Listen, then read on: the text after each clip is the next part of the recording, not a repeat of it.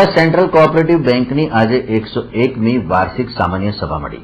ખેડૂતોના હિતો માટે કાર્યરત બરોડા સેન્ટ્રલ કોઓપરેટિવ બેંકની સાધારણ સભામાં બેંકના સત્તાધીશો સાથે ડિરેક્ટર્સ અને સભાસદો મોટી સંખ્યામાં ઉપસ્થિત રહ્યા હતા। 101મી વાર્ષિક સાધારણ સભામાં ચેરમેન અતુલ પટેલે બેંકની પ્રગતિની જાણકારી આપી બેંકે 712.94 લાખનો નફો કર્યો હોવાનું તેમણે જણાવ્યું।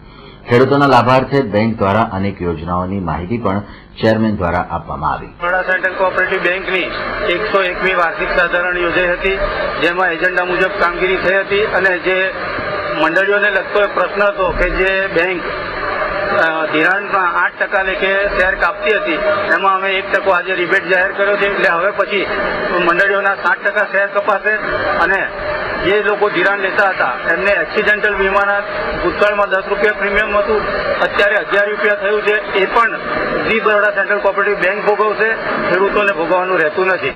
ઉલ્લેખનીય છે કે 101મી વાર્ષિક સાધારણ સભામાં આગામી ચૂંટણી માટેની પણ મંજૂરી આપવામાં આવી હતી, જેથી હવે બરોડા સેન્ટ્રલ કોઓપરેટિવ બેંકની આગામી ચૂંટણી તબક્કાવાર યોજાશે, જેને પગલે સહકારી રાજકારણમાં ગરમાવો આવી ગયો છે।